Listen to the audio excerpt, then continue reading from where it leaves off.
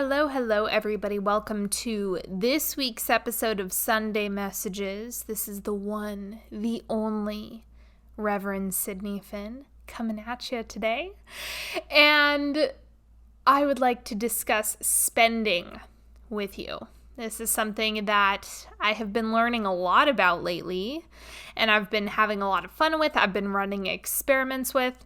And I know a lot of people have confusion, questions, and uncertainty around spending. So first, disclaimer, especially for those of you who are new, I want to be really clear that nothing I do with money is practical. The only way that I work with money is through the energetics of money. So if you're into practical shit, you are in the wrong space. Probably what I have to say is going to make you really uncomfortable, and you're going to think I'm batshit crazy. So just exit stage left now if you're into practical money stuff, because that's not how I play. Of course, I do things like pay my bills and deal with the human 3D part. Yes, of course. But when it comes to the strategy, I'm all energetics. That is the core focus of mine. That is the core priority of mine. And one of the things that I think many people desire to do is give themselves permission to spend more. Right now, there is a very strong undercurrent. There is a very prominent paradigm in humanity, which essentially goes like this. If you spend money, you can't do these other things with it. And if you're irresponsible with how you spend money, then you're wasting it. And if you spend too much money, you're going to run out of it. So this is all human stuff. This is human fabrication. Humans are the creators of scarcity consciousness. And all of the premises that I've laid out for you, which is like I said, the undertone, the subtext, the current that a lot of people are existing in around spending. When you look at this from an energetic standpoint, though, people are the only ones who have the ability to choose that. So if you fully buy into the idea that the more you spend, the less you save, or if you spend, then you won't pay off debt, or if you're irresponsible with money, you're wasting it, well, you're going to cultivate those experiences. You're going to call those in, and then you're going to gather evidence to confirm the belief. That's how our brains work. We start with the belief, and then we seek things out to confirm whatever belief we have. We want to gather evidence for that and start stacking it up, and then we get to point to things and feel good because we're right. When in reality, what I actually think the vast majority of people want is a different experience with how they spend, how they wield their money, how they invest, and how they feel as they're doing these things. Because I cannot tell you how many people have the money to do things, but continue to withhold from themselves because of this scarcity consciousness. Which again, that's just human noise that a lot of us have participated in for a really long time. Myself included. I was the worst at this. I would start accumulating money. I would get to the point where I would want something that I could have. I could go out and I could buy it, or I could go out and get that service done. But I was too contracted around spending to actually pull the trigger on it. So in my case, this has absolutely been a practice. This is something that I have to continue practicing in terms of how I'm spending money. What is my relationship to my own energetic field and my belief system when I walk into a store? These are all things that I have to practice at greater and greater levels, and this is something that I'm sure a lot of you want to do as well. How I'm going to structure this episode is essentially we're going to start with the baseline. We're going to start with the basics first, and then I'm going to show you where people usually struggle evolving out of this sticking point. So when it comes to spending, a lot of the time, what I see people doing is they're really, really good at spending on what they need. So think food, water, shelter, the absolute basics. So people are good at spending, and if we look at what spending really is, it's circulating resources, circulating energy in a way that supports you, in a way that enhances your life. If the water was getting shut off, that's a major inconvenience. That's something that doesn't feel good to your body or to your mind or to your spirit. And so people can easily get their energy behind something like paying a bill or paying for a communication device like a cell phone. It's so easy to get the logical brain behind that there's no issue in the energetic exchange. There's no issue in circulating your energy in the direction of paying that bill.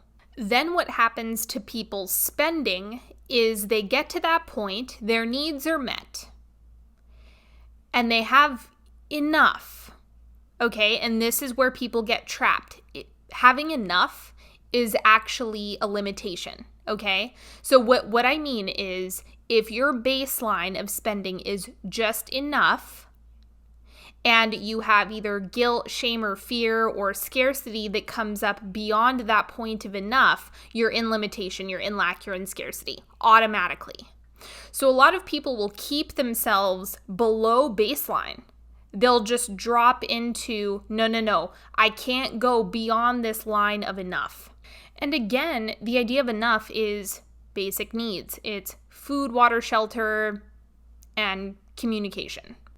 As soon as someone crosses the point of enough, people feel good at enough, and then once they start to move beyond that is where all of this sticky stuff comes to the surface. Then it becomes, well, I shouldn't do this with my money, I should pay down debt, or I shouldn't have this thing, or I shouldn't get this massage, or I shouldn't have this creature comfort because I should be doing something else with the money. And the thing is, one, I just want to point out this completely goes against your soul's evolution. I just want to be really direct about that. Continually denying yourself things that you desire is the fastest way to bring yourself into suffering. Okay, you have to own the desire. This is what we went into in Heaven's Nectar, is you're not getting out of it. You can't stop desiring things. So the more you beat yourself over the head with you can't spend money in this way because of blah, blah, blah, insert reason here, you keep your soul trapped. You block your own evolution. Don't think about this as money. Okay, it's not money, it's energy. Money is just energy. It's receiving energy, it's circulating energy, it's allowing the supportive energy to come in and surround you. If we look at this as energy, it gets less sticky. So think about it as circulating energy, and your evolution in the material and experiential realms is a part of your soul's evolution. You're here for the 3D. So just know that the people who completely contract or shut down or deny themselves or shame others for having more than enough, this is denial of what you're on earth to do. So that doesn't work. You're not more spiritual for denying the material world exists when you came down to earth to experience the material world. So at a certain point, it will bring you a lot of peace if you just accept wanting to do things with money, wanting to circulate more money. I mean, unless you have a really prominent monk archetype in this lifetime, more than likely you want to move more energy, right? You want to do more things with energy. There's more to experience, and money is a bridge to those experiences much of the time. Not always, like you can definitely do a lot of things without money, but money is a bridge. It's the bridge to the material.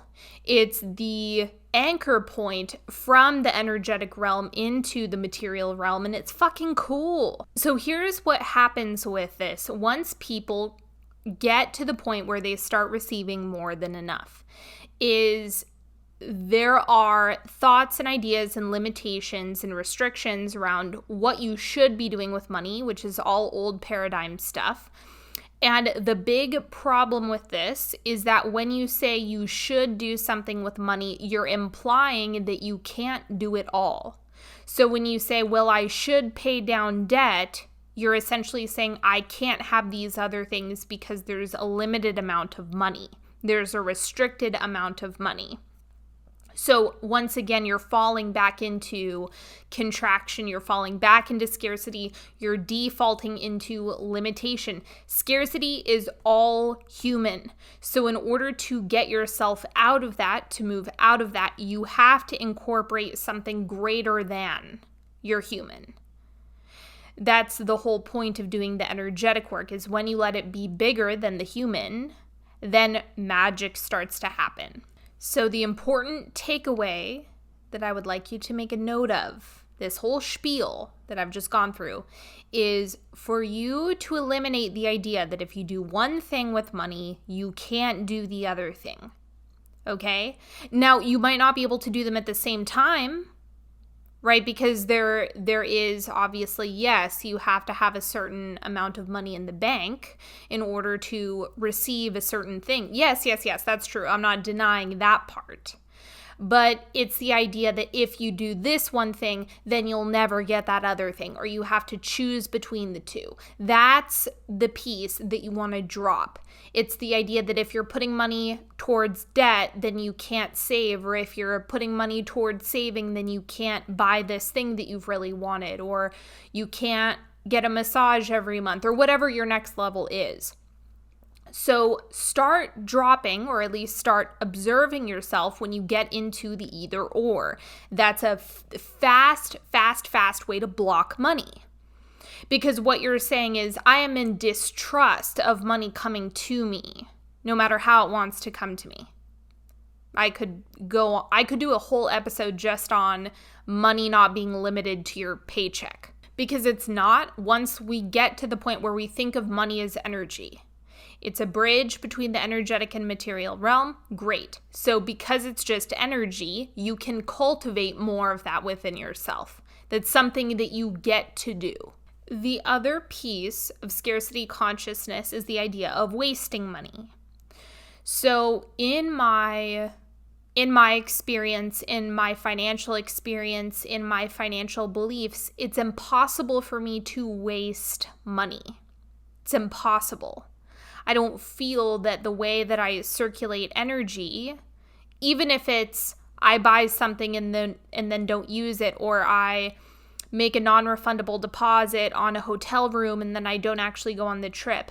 I don't even see things like that as wasting money, even if I don't necessarily receive the experience that I was expecting to have, or what have you.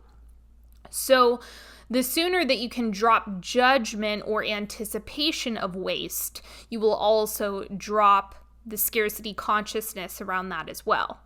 And really, as you're growing financially, as you're developing yourself financially more and more, and you're spending and getting more comfortable with evolving materially, you are going to meet new pockets of scarcity that pops up in your field. So I love taking these opportunities of just recognizing where I've been in scarcity, where I've been holding that pattern, I've been holding that paradigm, and then through your intentionality, you're able to shift it.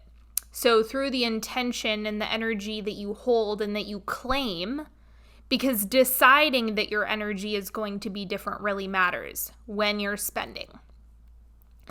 And the thing is, when you want to play a bigger game with money, when you want to grow more financially, that means you are going to be circulating more energy. That means price tags are going to get bigger. That means expenses are going to have more zeros on the end of them. That means you can't be afraid. You can't cower at bigger numbers if you actually want to grow. And this is one of the big things that's been very alive in my world right now, is just how different the numbers look for me now compared to even a year ago. And if I'm being totally honest, I think a lot of people get freaked out by growing numbers, by evolving numbers, and by expenses getting bigger. So let's focus on that for a moment. So the idea of expenses, of bills paid. Whenever you see a bill that is bigger than what you anticipated, or when you see an expense comes through, or you get a parking ticket or whatever, you really do have two options. So you may not have an option unless you're well practiced at shifting your energy before you open a bill or before you check an account. Unless you're in regimen with those practices, you may not have a good handle on your reaction immediately, and that's okay, because you can continue to tweak your energy in every given moment. But the thing is, whenever you have an expense that comes up, you can either contract and cave in around the expense, or you have the opportunity to open, to be more receptive to your financial growth. Those are the two directions that you get to go. Because if you continually default to contraction around just baseline expenses like groceries or your phone bill or whatever, if those areas of investment in your life are places where you easily collapse, my invitation to you is to make those areas a place where you practice expansion, where you celebrate the bigger numbers, where you celebrate, I do have this money, I am available for this. If you begin to celebrate your expenses the way you would celebrate something that you purchased that you enjoy, then all of a sudden you're energetically baking celebration over your financial expansion into every single time you're circulating money. I really cannot emphasize this enough, that if you really, really do have a desire to play a bigger game with money, you have to be okay with your expenses growing. You have to be okay with it. You have to be comfortable with the energetic expenditure that your quality of life, that your lifestyle is going to have. So that is just a part of the game, whether it be taxes, bills, whatever. You really, really, really need to get into the habit of celebrating the bigger numbers. Everyone is focused on shrinking. If you're focused on shrinking everything or paying less, you're regressing. Right now, don't get me wrong, I love a good sale. But in the discussion of evolution, in the discussion of expansion, contracting around the numbers is not how you get there. So the discussion around spending is something where the numbers are a place to celebrate. It's a place to look at how far you've come. It's a place to really massage out a lot of the scarcity. That's just been my experience personally.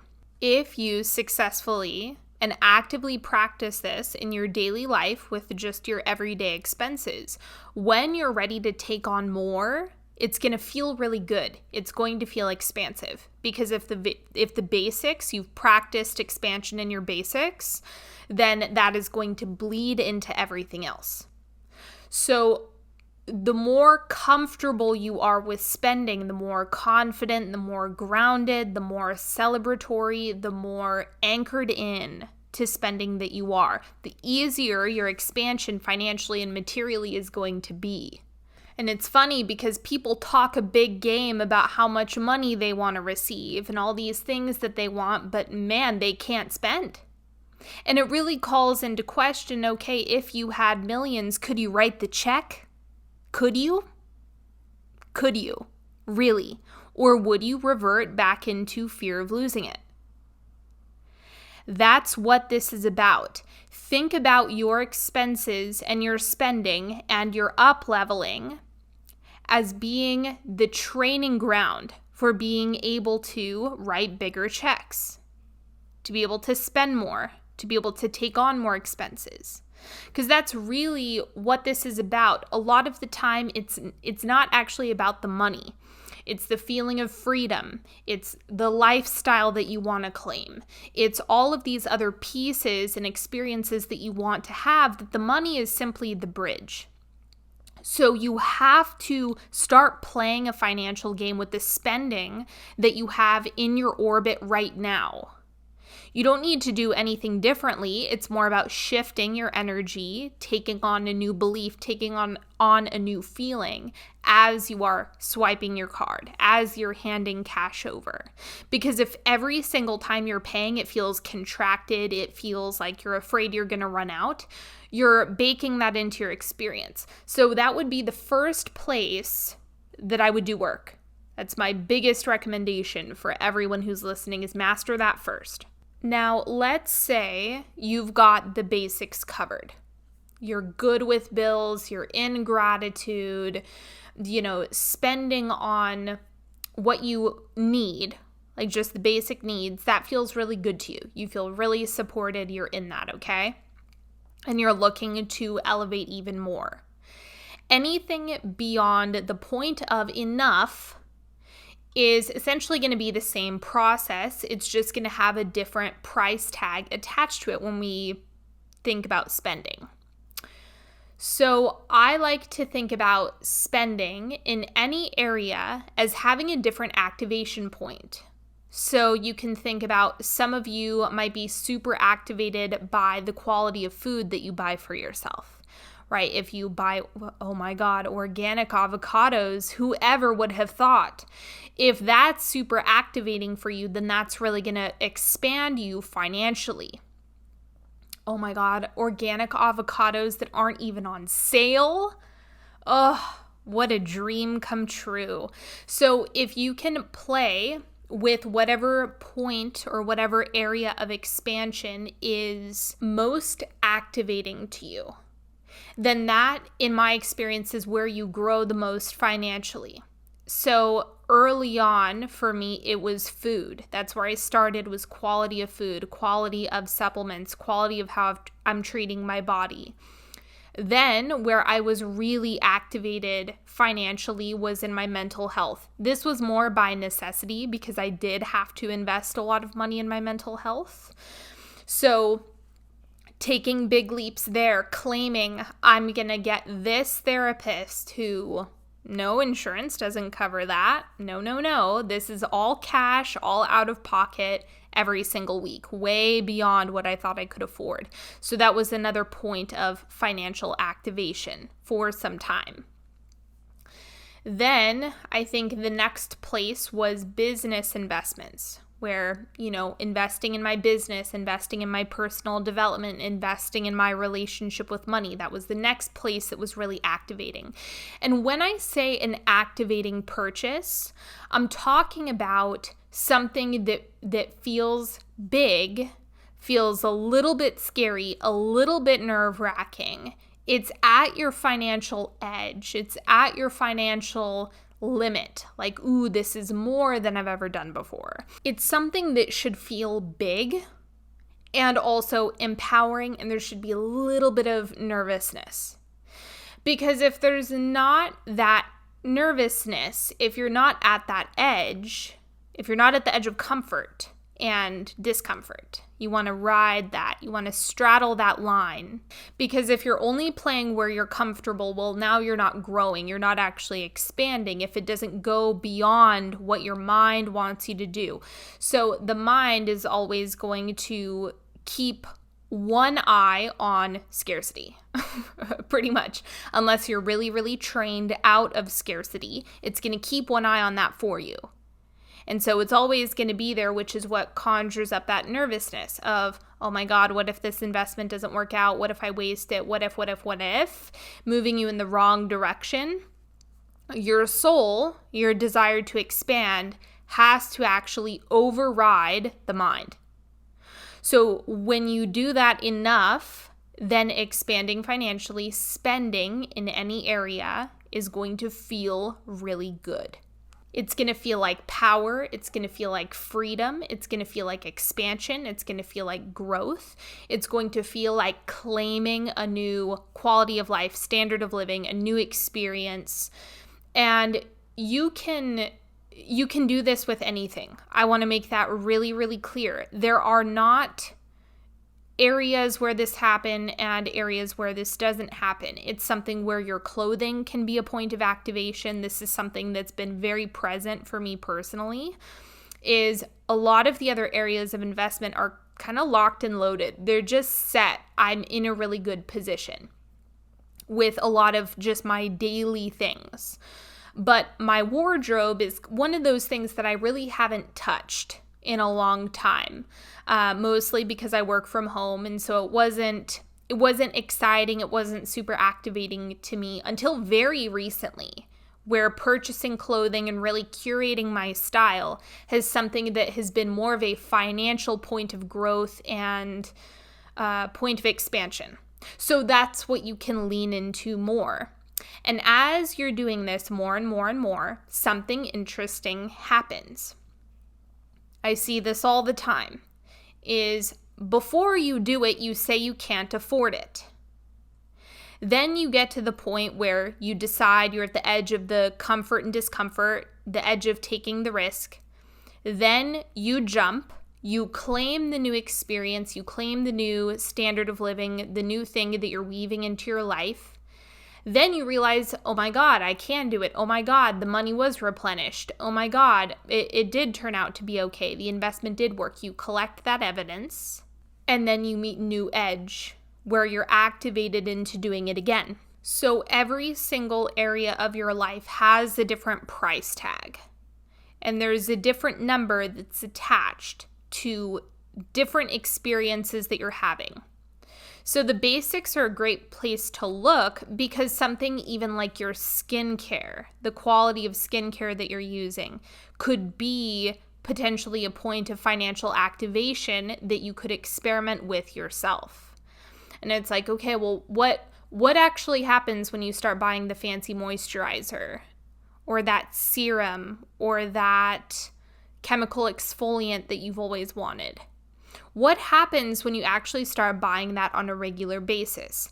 My bet, my personal bet, what I would guess is if you are being conscious with your financial experience, more than likely you pay for the thing, you start having that experience, all of a sudden the moisturizer is just a part of your daily routine and you continue buying it, and it's as if your money is actually the same.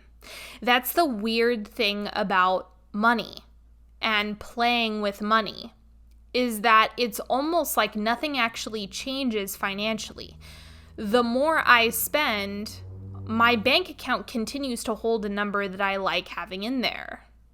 So this is something that I see people do all of the time, is they claim the thing that they want, they receive it, and then it's just their new standard of living. This is really important because you might be doing things and holding on to things that make you actually feel poor. Straight up, it could be activating poverty within you. So this could be something like ratty underwear from 1992 that really need to be thrown out. They have holes, they're falling apart. Letting that stuff go is something that can activate wealth, because you're removing the activation of poverty, right? Piece by piece by piece. This isn't something that necessarily happens overnight, but it's important to think about things in your surroundings, in your experience. Is this activating poverty? Is it activating scarcity? Or is this activating wealth? Is this activating expansion? And when you start looking at the day-to-day as either being able to activate wealth or activate scarcity, that's going to be game-changing for you. One of the things that I find really interesting about my grandmother is she talks about all the time how when she was little, there were different types of canned peas that they would buy. And there were particular peas in a silver can. I think the brand, it starts with an L. I don't remember I don't eat canned peas, but she is a big fan of canned peas. And they came in a silver can, and it was a symbol of wealth. It was a symbol of luxury. If you were buying that brand of canned peas, you were rolling in money. Keep in mind, we're talking about a few cents, not thousands and thousands of dollars. We are talking about a micro purchase. And so this is something that you can imagine if she walks into her pantry and sees the can of peas in a silver can, that all of a sudden, just that alone, just the purchase that is a few cents more, can all of a sudden activate this feeling of wealth. And when you're really tuned into that, it's something that can really change your perception of your own experience. And it seems so silly because they're fucking canned peas. But when we're looking at what we are doing and being conscious and intentional with it, we can really start to shift our energetics around it through small, subtle tweaks, small, subtle, subliminal messages. Because when we're talking about energy, we are talking about feeling. What are the feelings and thoughts that you're circulating if you walk into your pantry and you see the generic can of peas and all of a sudden you feel poor? That is something that is worth paying attention to. Noticing whether or not you can do anything about it in this immediate moment is different. It's just something to take note of and then work on shifting it. Work on, okay, well, what are you looking for instead? Activating wealth. If it's something that can be done immediately, do it. If it's something that it might take you a minute to align yourself to it, that's okay too. But you know where to start removing the scarcity, because if something makes you feel poor, it's activating scarcity. If something makes you feel rich, if something makes you feel abundance, that's what it's activating. And the more you can surround yourself with these things, the more it will compound. And this is something that is refined over time. Okay? But just think about what is an activating area of purchase for you? What's an area where you usually contract around spending? Where can you up your game a little bit more around? And again, you have to do this consciously. Spending from fuck-its doesn't work, because you're going unconscious when you do that. If you're spending from a point of addiction, if you're trying to fill a hole, well, you're going unconscious when you're spending. That's not going to be effective, right? What I'm talking about is claiming the new experience in full trust that all of the money that you desire will be replenished and will continue to be replenished throughout time. So that is really how you increase your spending in a way that is expansive, in a way that feels good, in a way that elevates you, in a way that's creative, in a way that compounds. Also, I just want to add this here.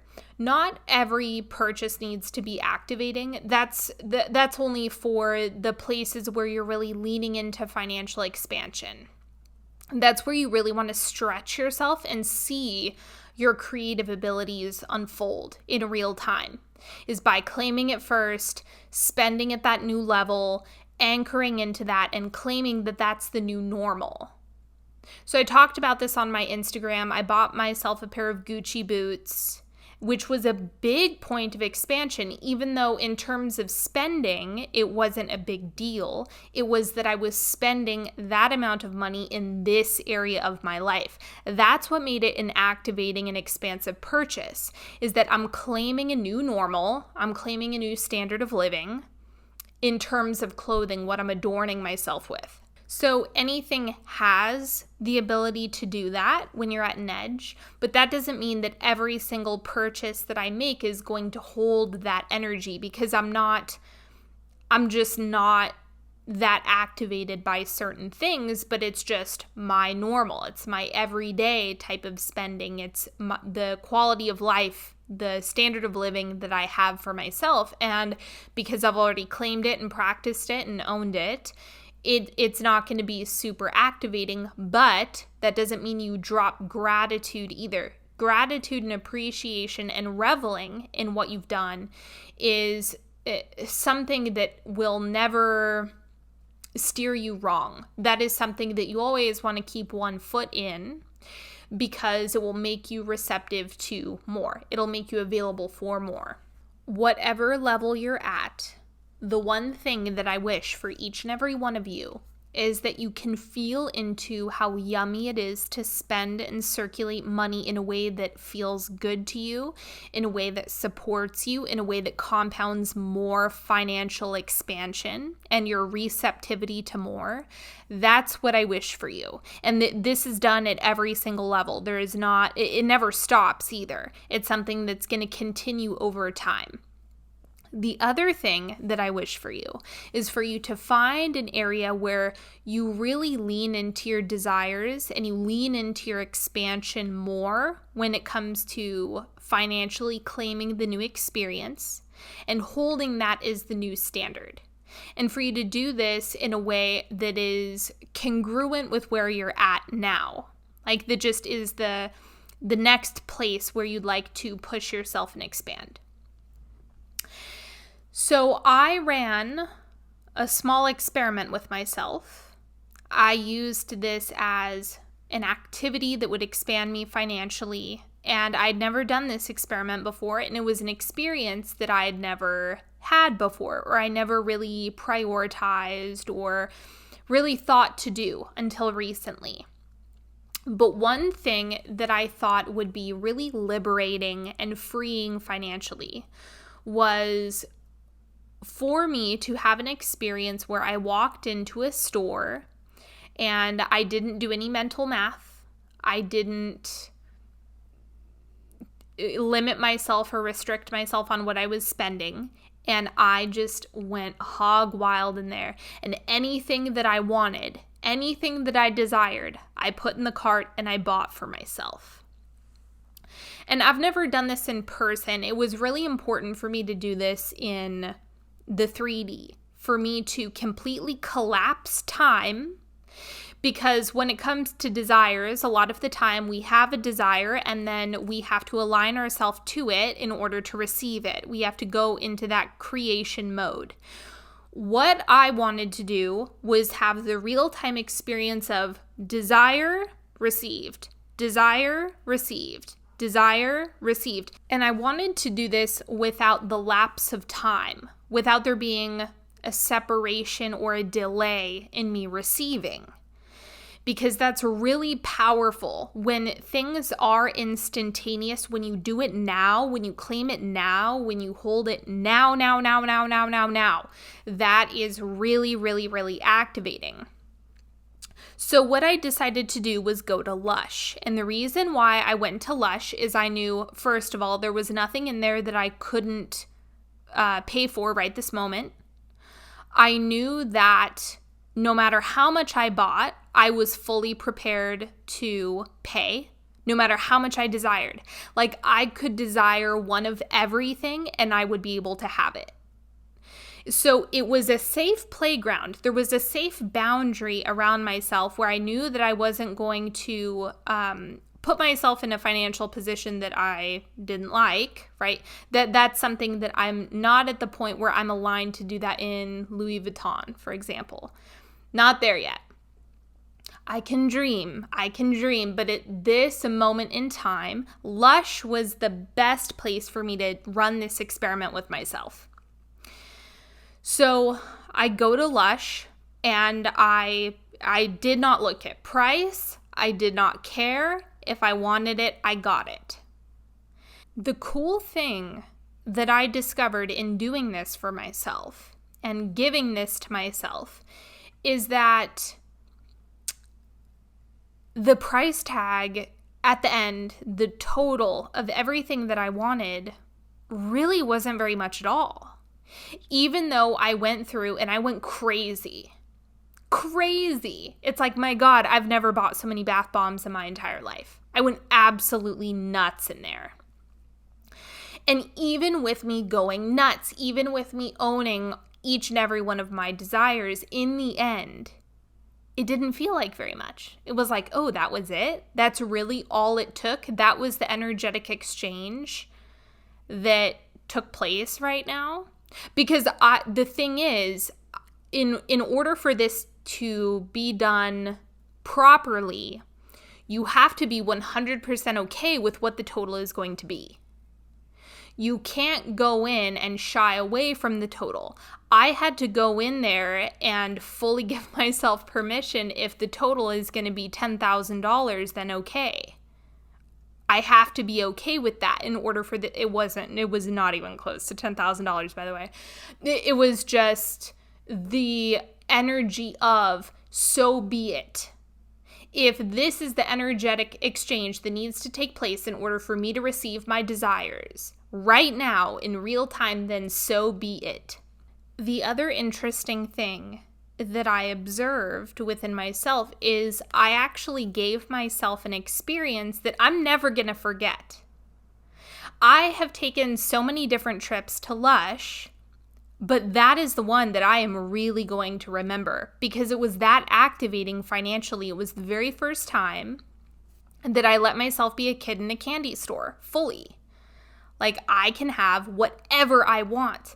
And that's a really important energetic that also I've been weaving this into the Container of Eden for quite some time now, where I am fully claiming that the boundary of Eden, the Container of Eden, is a space where all is received, all desires are claimed, all desires are had, all desires unfold.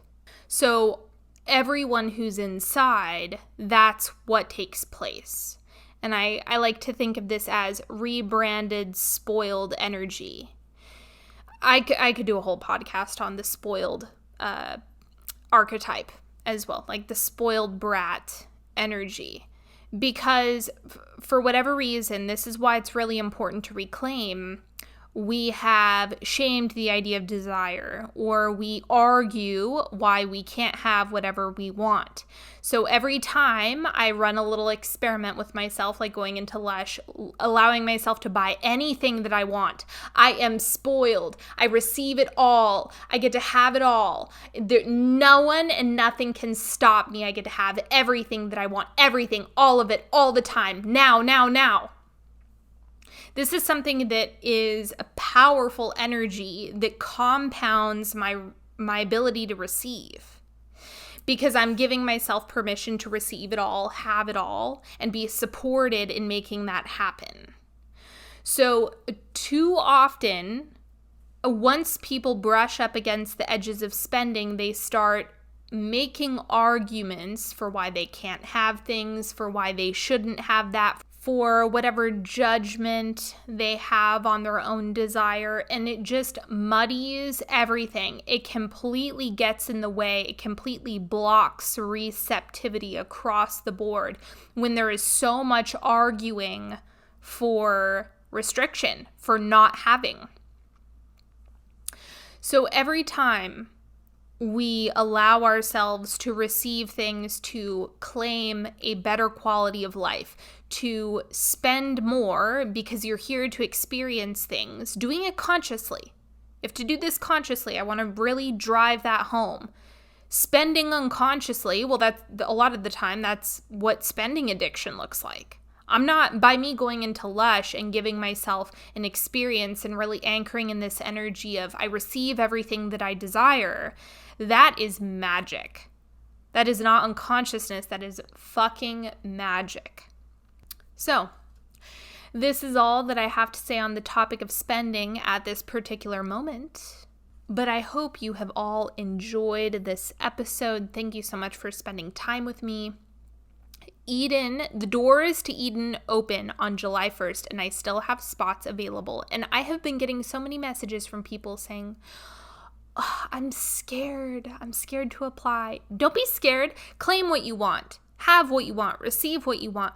Apply. If you desire to have me in your pocket, whispering all these wonderful things into your ear and guiding you along your path and expanding you and elevating you and gassing you up all the time and doing personal readings for you, if that is what you want, then apply. Don't be afraid. You have nothing to lose. If you desire to work with me, Eden and one-on-one sessions or DIY programs are pretty much the only ways that you can do that at this particular moment. So if you desire it, claim it, apply, do it. Make it happen. And I've been feeling this for the people who are dropping inside is like this nervousness, excitement, but also readiness. Like this is the obvious, this is the clear next step for you. This is the next level, the next iteration of you that is coming to be. And so I'm just feeling into this group, and I'm really excited to see who drops in. So just know you're not too late. I haven't really been promoting it. I've just been feeling into the energy of it. But go to onyxhealing.com/Eden, or you can go to the show notes or the description box wherever you're listening to this. But I strongly recommend that you apply. You are not too late. You are not too late. So apply. I can't wait to see you inside. It is going to be magical and juicy and wonderful. And we are receiving it all. I love you so much, everybody. Thank you for spending some time with me, and I will talk to you later. Have a good one. Bye-bye.